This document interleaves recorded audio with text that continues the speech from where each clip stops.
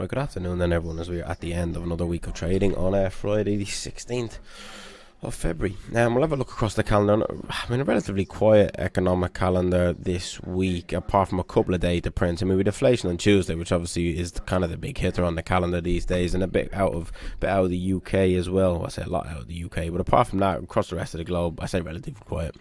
Not that quiet if it's the US and UK you're talking about, but everywhere else, not really that much to go off in terms of any of the other major economies. But we'll start with inflation, the big hitter of the week, and as I said earlier, the big hitter of the economic calendar. Inflation remaining sticky in the US, still pulling back from previously in terms of the headline print, but you can see core CPI month over month, consensus 0.3, actual 0.4, core CPI year over year 3.7, actual 3.9, total rate of inflation month over month 0.3 versus 0.2, and then 3.1 versus 2.9 for the headline figure. So across the board, inflation, no matter what metric you look at, is not slowing at the rate that the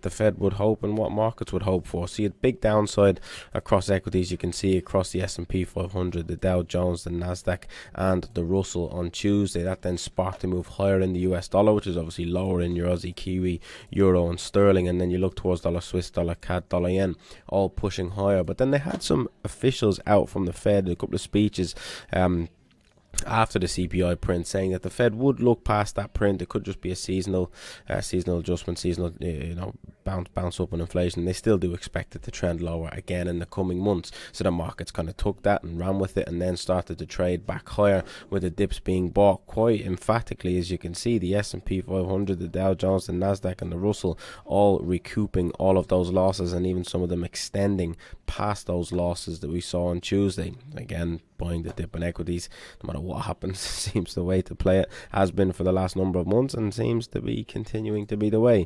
Same thing with the US dollar. With the losses, or gains on the US dollar, but losses on these, so just looking over the left hand side of the screen. But with the gains in the US dollar, then the Fed come back and push back on it and say, no, they're going to look past that. Doesn't make too much of a difference for us. Kind of expected it. We still expect inflation to trend lower in the coming months. And then kind of had a big reaction on Tuesday. It was pushed back on, and then you've got to reprice all of those gains and losses depending on where you look that we saw on Tuesday. That then brings us on to retail sales then yesterday, and then minus 0.8% on retail sales. Now it depends where you get your analysis from, I suppose, but I think retail sales, that sort of thing, like some of these data prints at the moment, certainly out of the US, it's kind of like, well, if retail sales here comes in higher than anticipated, the Fed are still going to cut interest rates anyway, and they're going to cut into a strongly performing economy.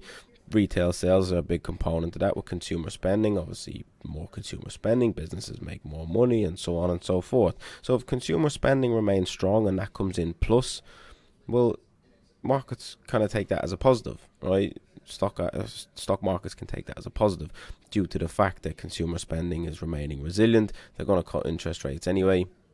Obviously, I've outlined a number of other reasons for that in recent videos and over recent weeks. But you then come to the flip side, where you see retail sales negative, and retail sales negative minus 0.8%, a big drop, a slight drop in the price of stock index yesterday, and then they just started rallying again. And then market participants put it down to the fact that weak retail sales mean the Fed will cut interest rates sooner, but then there's just no scenario in which stocks go down. If it's higher than anticipated, the economy is performing well, reinforces the soft landing narrative, they will cut interest rates anyway. Stock index is higher. If it comes in negative, they'll cut interest rates quicker, stocks higher. Standard economics kind of tells you it doesn't make sense, but that's the way markets are reacting at the moment. And I suppose when you think about it, it does make sense. But looking at short stock indexes is certainly not a profitable strategy at the moment, so I wouldn't bother doing that too often. Any of these data releases to come out, markets seem to be spinning away, to put it positively. These PPI figures, they've had a bit of downside, in recent trade. A bit of downside. You can see the S&P, the Dow Jones, the Nasdaq, the Russell. A bit of downside post PPI, with PPI remaining stronger or coming in higher than anticipated. Looks like the dip is just being bought again. Fed officials, you got Fed's bar speaking now at the top of the hour at 2 o'clock. So what they're saying, what he's saying, I don't really well, I don't know because I'm doing this video, obviously, but we made some comments earlier on in the week. Made some comments about inflation. The Fed are going to look past it and stuff. Is probably likely to push back on these again, especially if he's being asked questions on it. More Fed officials are likely, they're going to push back on CPI, probably going to push back on PPI as well. So I think that follows the same suit as CPI the other day. You saw the sell-off. Again, is it just a dip to buy back into? I'll be interested to see how stocks close up come the close of play today. Obviously, we haven't even entered cash trading in the US, so got a good 20 minutes before that happens. Let's see how that pans out when we get to 2:30 today. We've got the squawk talking now, kind of talking about bar, but I can't really concentrate on two things at the one time. We'll come back to the economic calendar anyway, and we'll move over to the UK. Now, sterling upside on Tuesday. If you have a look back at the video on Monday, I was hoping for positive economic data across the board in sterling this week, right? I was hoping, especially for that inflation print to come in above consensus, but then we got the first of those prints, the unemployment rate, labour market remaining strong within the UK. Strong labour market means more people are in jobs, should I say. If more people are in jobs, and more people can spend money and so on and so forth, has a snowball effect on the economy. Then the inflation print comes out and you're kind of hoping for unemployment to remain strong, but then CPI print to come in slightly high, and that should see upside in sterling, pretty easy upside then in sterling, due to the fact that if inflation remains high and the labour market remains strong, there's zero need to cut interest rates, and they are, as of right now, the last of the 8 central banks in the G8 currencies probably to raise interest rates. And if that keeps getting pushed further back by the economic data, namely inflation and the labour market, again, that's just easy trading. It's easy upside in sterling. Fortunately, nothing comes easy in trading, and we didn't quite get the higher than anticipated CPI print that we were hoping for. And it was perfect setup from the labour market figures the other day on Tuesday. But then you come in inflation, below consensus. Total rate month over month minus 0.6 over the month of January. Core CPI year over year slightly lower than consensus.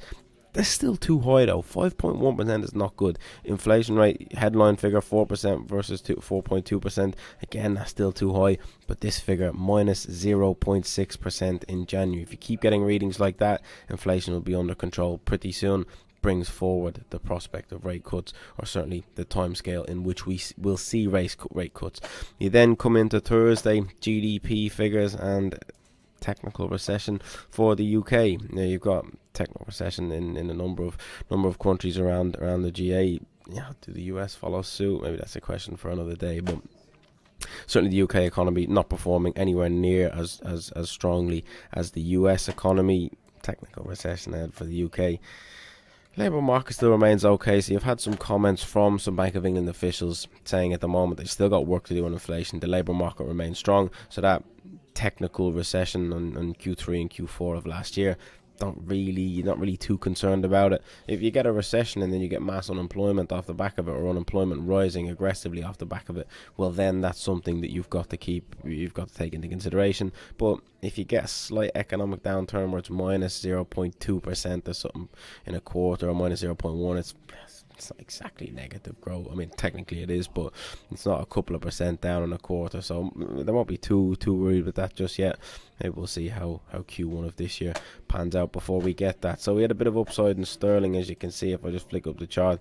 Bit of upside on sterling to start the day on Tuesday. Inflation from the US comes in and buries that, and then come into Wednesday, and then it sells off again. So we kind of chopped a little bit sideways. Down over the last couple of hours. Does that PPI print get this to keep going? I'm not so sure of the US dollar really how that reacts at the moment, but bullish bias on sterling. We're kind of hoping for a bullish bias on sterling. It was a massive drop. Dips was bought. We're kind of hoping for this to push higher, but it hasn't really materialized quite yet. It's starting to look less and less likely, but let's see how that pans out. I mean, I always said the cable wasn't the best because there's underlying strength within the US dollar. Other currencies have a look towards something like euro sterling. Back end of last week, should I say? Middle of this week, back end of last week, kind of getting some spikes higher. Struggling to gain much sort of ground to the upside, but aggressive spikes higher. We were hoping for this to point higher. Hasn't quite materialized. Has through the back end of this week, but we'll have to what am I even talking about? Me just being an idiot here for a second. We were looking for upside in sterling. I just go from looking at cable to looking at this. We're looking for upside in sterling over the month of January.